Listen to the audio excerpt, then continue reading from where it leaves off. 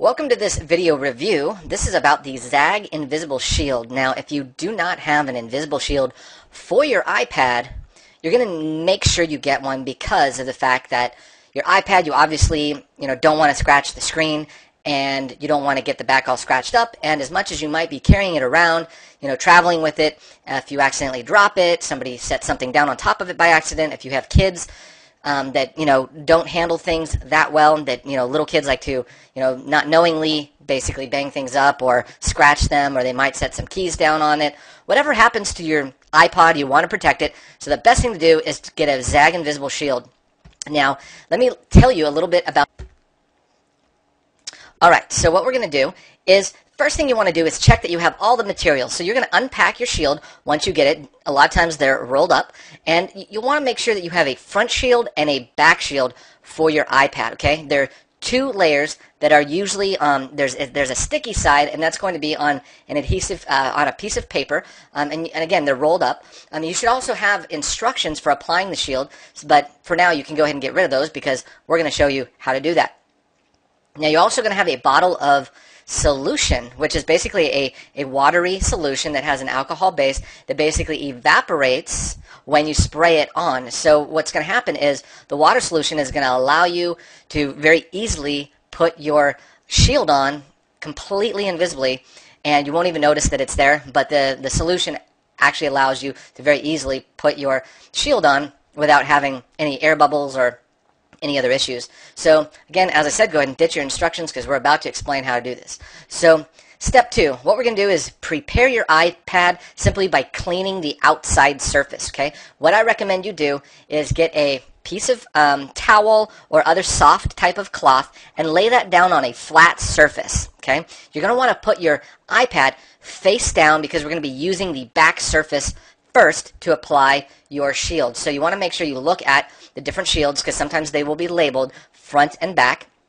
And basically what you're going to do is you're going to take your alcohol-based cleaner. You can either use Windex or whatever your favorite window cleaner is, and you're just going to give your iPad a quick spray and then go ahead and rub that very gently with a soft cloth, getting away any grease or extra fingerprints or little dust areas that might be causing dirt on the actual surface of the iPad, because the problem is that once you put your shield on, it's going to be pretty permanent, so you do not want to put any kind of you don't want to get any kind of dust under there. So again, you want to make sure, generally a microfiber cloth is really good to use. You can use any type of really soft cloth, but I generally like the microfiber cloths because those seem to be really good. You're also going to want to have a can of air, okay? Get the spray canned air that you can basically use you can get this at any kind of a computer electronics store. You can use that to spray away any extra dust field or dust specks. Sometimes what will happen is when you wipe down your iPad with the towel, sometimes there can be little flakes from the towel, but again, that's why we're using the microfiber towel and also using the canned air to make sure that stuff goes away. Now, you want to make sure, again, that your iPad is laying face down because we're going to be doing the back surface.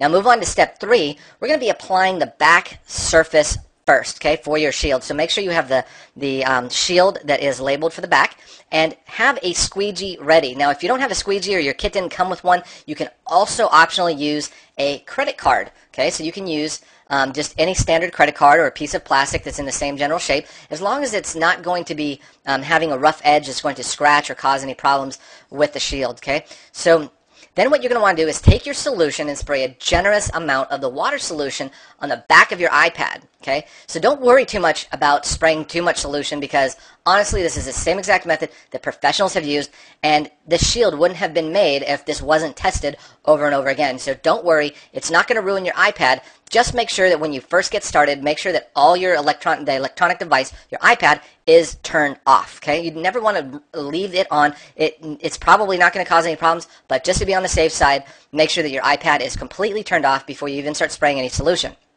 Now, spray the solution also on your fingertips. You want to have a little bit of the wet solution on your fingers because that's going to also help get rid of the oil on your fingertips as well, and it'll allow you to actually grab onto the shield on the corners without actually having your hand stick to the shield, because the one side of the shield is going to be a little bit sticky, and you don't want to touch that surface too much because, again, you don't want all the oils coming off your finger. Now, begin by peeling the paper from the shield, and don't get too much off at one time. Simply just peel a small amount and spray with more solution. Okay, so as you're peeling the paper away from the shield, continue to spray it. So peel a little bit off, give it a little spray. Peel a little more off and spray a little bit more. So again, do not worry about getting too much solution. You're probably going to end up using the whole bottle that they provide. So continue doing this until the entire shield is peeled away from the paper and is dripping with solution. So again, that's why it's a good idea to have a towel down, because as you're doing all this stuff, you're not going to end up with a big puddle of water over or underneath your iPad. You're basically going to be, it'll be soaking into the towel as you're spraying and doing whatever you need. If the excess spray goes onto the back of the iPad, do not worry, because we're spraying that too. Now, if your iPad starts to dry up a bit from after you sprayed it, because now you're working on your shield, just go ahead and add a little bit more, just spray the back of the iPad just a little bit more, and you'll be good to go. Now, in one pass, once you have the entire back of the paper peeled off of the shield, go ahead and grab the bottom side of the shield, and on the other side, grab one of the corners, and just in one single pass, kind of almost toss the entire shield onto the back of the iPad. Make sure that you're in the correct direction, because it's going to be more long than it is tall. So just make sure that you get the shield on the back of the iPad as smooth as you can in the correct shape. And because the shield is going to be so wet all over, you'll be able to easily float that shield on top of the iPad. So do not hesitate. Just allow the shield to fall naturally right on top of that fluid, and you'll be good to go. So step 5, you're going to slide the shield around on the wet surface until you get it exactly in the place that you want. So again, it's going to be floating on top of that solution, so just slide it into the position, make sure that all the corners are matched up, and make sure that it's exactly where you want it. So don't worry about all the big air bubbles, because at this point, we're going to be getting them out. Okay, just make sure that all the edges are aligned nicely and that there's no creases, or none of the shield edges are not overlapping or flipped over or anything weird like that.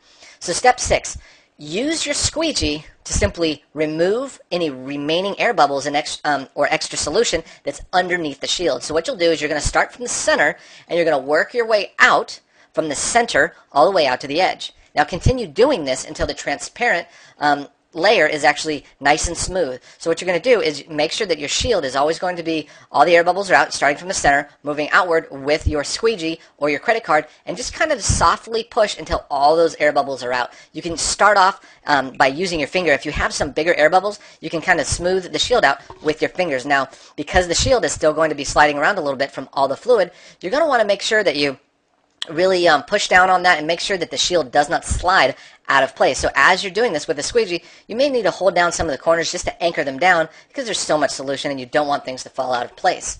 So step 7, what we're going to do is, once the entire back is completely finished, all the extra solution is out, and as you're doing that, it's going to be going onto the towel or whatnot. You're just going to, once you feel good about the back of the iPad and how the shield is actually applied, go ahead and flip the entire iPad over and then repeat the exact same process for the front of the iPad. Again, don't worry about using too much solution, because the iPad, even though it's not 100% waterproof, it's not like you're going to go stick it down inside of the ocean, like 1,000 feet deep, or in a swimming pool, hopefully not.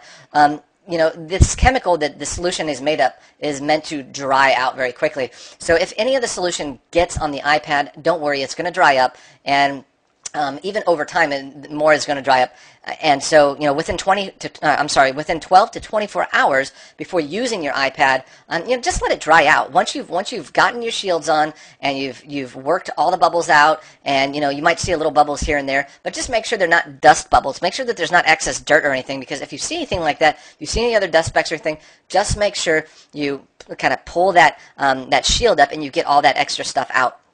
And you don't want to get any other additional finger oils on any part of the underlying shield. So make sure that you continue to keep your hands wet, to keep the shield wet, and you don't need to touch the shield all over the place. You basically just want to keep it to a minimal, hold the corners, hold the edges very, very gently. Don't try to, put your hand right in the middle of the shield. So just let everything dry for 12 to 24 hours, and you should be good to go. So that's the end of this tutorial, and I really hope you enjoyed listening to the instructional guide for the application for the iPad Zagg Invisible Shield. Well, thank you very much, and we'll hope to see you in another tutorial.